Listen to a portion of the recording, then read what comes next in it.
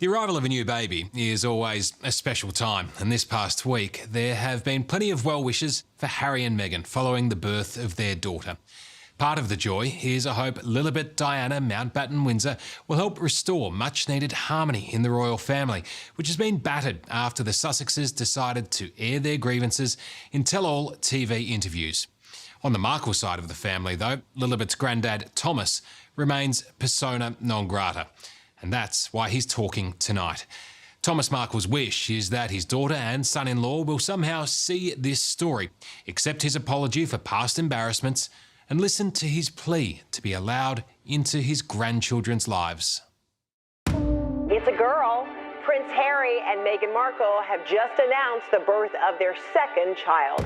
It's a surreal experience that few, if any of us, could ever really understand. Born on Friday in Santa Barbara, California. Finding out your daughter has had a baby by watching a news report on TV. My congratulations to Meghan and to Harry. But this is the reality for Thomas Markle, the famously, or perhaps more accurately, infamously estranged father of the Duchess of Sussex. I find out after the fact, and I have to deal with that. That's okay. But there's always disappointment here. There was no phone call or text message from Meghan to the baby's grandfather as she welcomed her second child into the world last week, Lilibet Diana Mountbatten Windsor. Harry and Meghan say they plan to call her Lily. Lily is a perfect name. And the other thing that makes me happy is there's now a lot more Markle blood in the royal family. There aren't many people in the world that divide opinion quite like Thomas Markle. All I can say is that I hope I get to eventually sometime see these grandchildren of mine because I'm a pretty good grandpa. Whether you think he's a manipulative nuisance or a misunderstood doting dad, he wants everyone to remember he's human. You're becoming a grandfather again. Absolutely. What are the emotions like for you with that happening, but effectively being separated?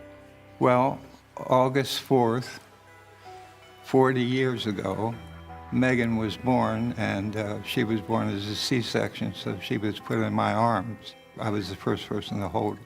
Her little hand went around my fingers like that, and I fell in love with her, and I had been that way for 40 years. Okay, all right, am I there?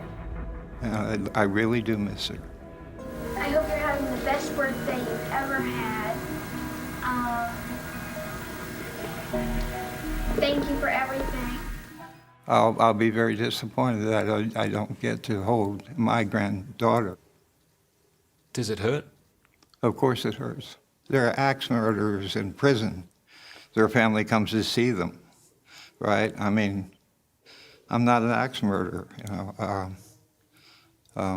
I made one dumb mistake, and I'm never being forgiven for it. And this show that they're on, they talk about compassion. There's no compassion for me. There's no compassion for my family. And there's no compassion for the royals. When Thomas refers to the show, Tonight, Harry and Meghan unleash hell. Shocking, powerful, and deeply personal. he means Harry and Meghan's bombshell interview with Oprah back in March, where the couple tipped the bucket on the royal family. In those months when I was pregnant, concerns and conversations about how dark his skin might be when he's born. What? And Who is having that conversation with you? And if that wasn't controversial enough, in the last few weeks, Harry has launched fresh attacks in his 6-part documentary series, The Me You Can't See, targeting Prince Charles. Because my father used to say to me when I was younger, well, it was like that for me, so it's going to be like that for you. That doesn't make sense. Just because you suffered, that doesn't mean that your kids have to suffer. In fact, quite the opposite. If you suffered, do everything you can to make sure that whatever experiences negative experiences that you had, that you can make it right for your kids. Many might assume if Thomas Markle is now agreeing to an interview of his own, it's because he wants to once again criticise Harry and Meghan. But in some respects, he feels sorry for them. This time, he has someone different in his sights. You've done one TV interview in the last 16 or 17 months. Why have you decided to speak to us today? Because I have things to say. Oprah Winfrey, for one. I think Oprah Winfrey is playing Harry and Meghan. It's a go. I think she's using them to build her network and build her new shows. And I think she's taking advantage of a very weakened man and getting him to say things that you just shouldn't be saying on television. So you think Oprah's seen, I guess, the frailties of Harry and Meghan and decided to then cash in on that? I think so. Now, she'll disagree, of course, and she might even sue me. I don't care. But the bottom line is, it seems to me she's working Harry. Thomas says the person he felt for the most after seeing the documentaries was Prince Charles, as the huge rift between father and son was laid bare.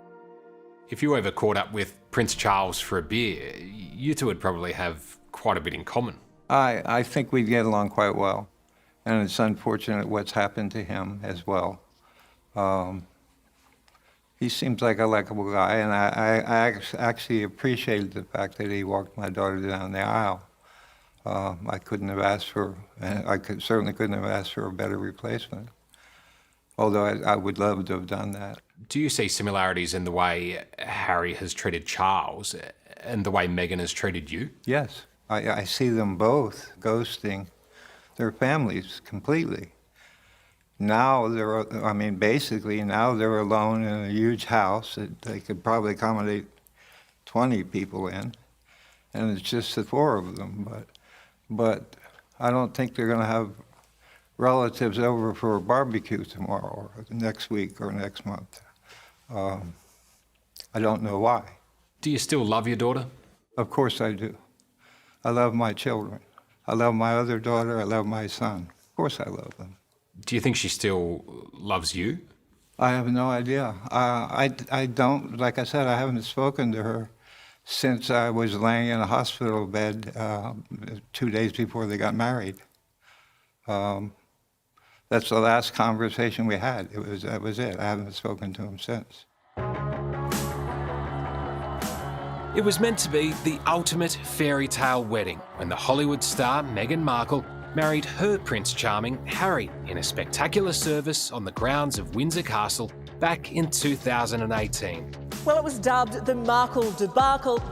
But things didn't go to script. Meghan's father failed to turn up to the royal wedding.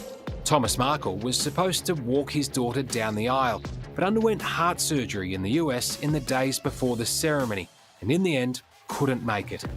Prince Charles did the honours instead, but behind the happy smiles, a deep family rift was tearing Meghan apart. A series of photographs which appeared to show him prepping for the wedding were exposed as a setup.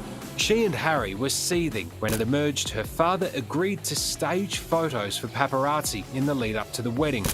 Thomas claims he was trying to improve his image, but the newlyweds decided it was simply unforgivable. I apologized 100 times for it. I'm not bitter, I'm confused. I just don't have the answer. I want the answer. If I had done something terribly wrong, that would be fine, but I haven't. So I just want an answer. I don't like to say it, but I gotta say it. I don't know of anybody that's that cold to do this. And now, like I said, Meghan did it to me, and now Harry's doing it to his father. That's a cold thing to do. And it's even more cold to do it to the Queen, who's in her 90s. None of this makes sense. So you don't think it's possible that you're to blame? If I am, tell me why and how, and I'll fix it. I'll try to fix it. But I don't know why or how.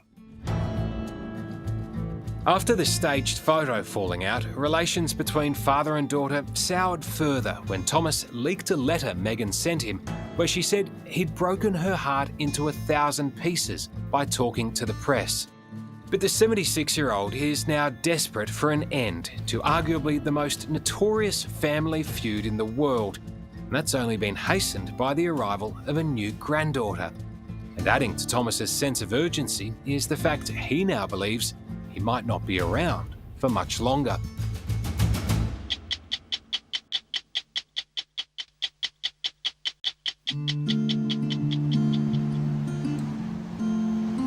This is Meghan, about 14.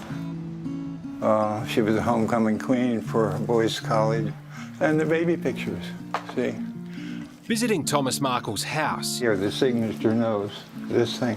you'd never know that he and his daughter Meghan aren't on speaking terms. Sometimes I think we've been lied to. Our weekends were special. We'd take her to her dance classes, and for the longest time, she wanted to be a dancer. Like the waves pull on us. Like any proud parent, his home is littered with photos of his beloved children. That one. Well, that's her first wedding in Jamaica.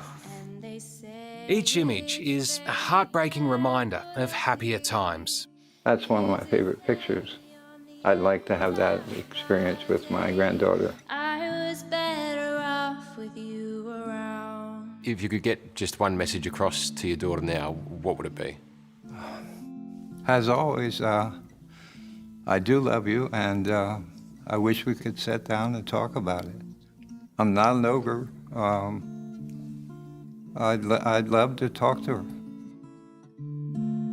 After a career as an Emmy Award-winning lighting director in the film industry, Thomas has now retired to Mexico, living on a precarious cliffside just south of the border with California.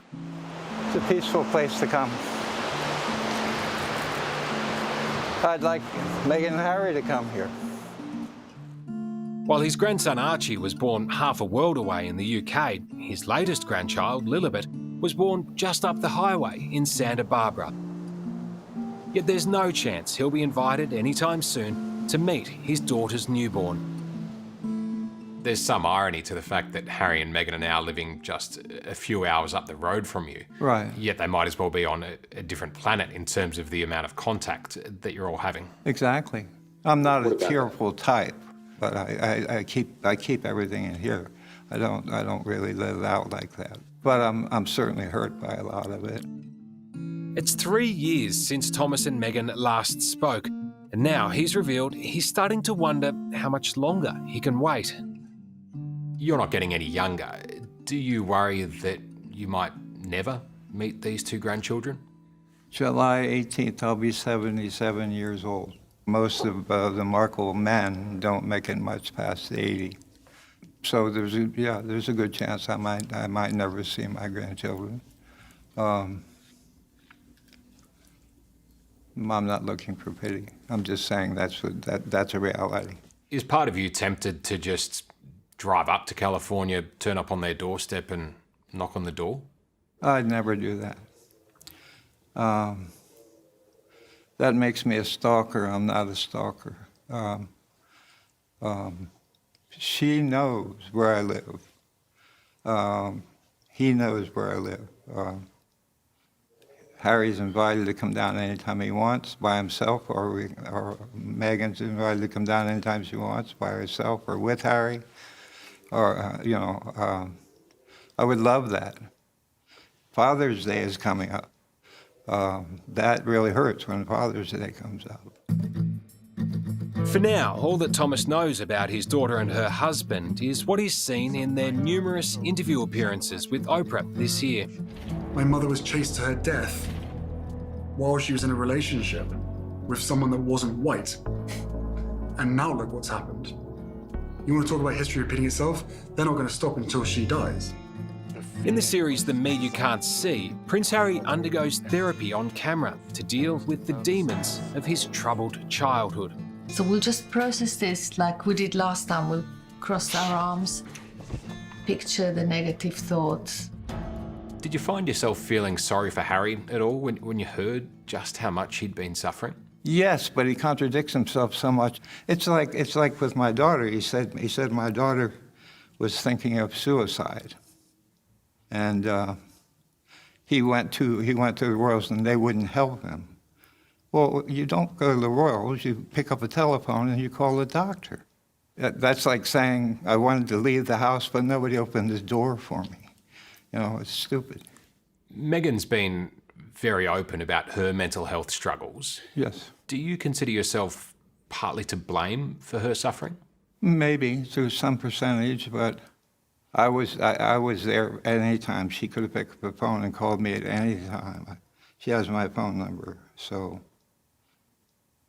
no. It hurts to me that they can't come to see me. It hurts to me that I can't come to see them. Thomas knows that putting his head above the parapet will make him a target for Meghan and Harry's staunch legion of fans. But the father of three believes he also has plenty of supporters out there who think he has as much right to share his story as the Duke and Duchess. I just don't think they're taking the right path. I don't know what their ultimate plan is, but everything they're doing right now seems to be going against public opinion. The only person benefiting from this is Oprah Winfrey. What do you think's the biggest mistake that Harry and Meghan have made? Leaving the royals, because that was what she married into. That was explained to her. The people of England loved her and loved Harry, and I mean, they were the stars. Everybody loved them in England. Then they walked away from that. So when they did that, they walked away from the people too. I think that was a mistake. I think they could have worked it out there. Do you have any advice for Harry? Yeah, stop talking about the royals. Stop giving away all the secrets about the royals. And you know, love your children and love your wife. But also love your grandmother and love your father. And your father-in-law. But that would be nice. If he met me, he might. You know, I'm not an unlikable guy. Up until 4 years ago, barely anyone besides his close circle of family and friends had heard of Thomas Markle. Yet now, there are few more polarising figures in the world than this retiree based in Mexico. After a prolonged period of combative public appearances, he's now desperate to bury the hatchet with his daughter and her husband and embrace life as a grandfather for their 2 young children. The other day I was watching an old interview of yours from 2018 and you said, this can't go on forever. Right. Do you still think that's the case, or are you now starting to worry maybe this will go on forever? Well, forever for me isn't going to be that long. So, yes, I guess it can go on forever, but I'm hoping, let's just say I'm hoping it doesn't go on forever. Right now I'm talking to Meghan and Harry. I love you guys. We can work out the problems. I don't think there's any problems that can't be worked out. And I've said I'm sorry about the initial problem. If I've said anything today that offended anyone, I'm sorry about that too, but I'm just telling the truth and how I feel about what's going on. Have you sort of given up hope of a reconciliation with Harry and Meghan? I'll never give up hope. I'll stay in the game. I mean, you know, like I said, if I'm called or visited, they're welcome anytime they want to come down. I'm here. Hello, I'm Tom Steinfort. Thanks for watching 60 Minutes Australia. Subscribe to our channel now for brand new stories and exclusive clips every week. And don't miss out on our extra minutes segments and full episodes of 60 Minutes on 9now.com.au, as well as the 9Now app.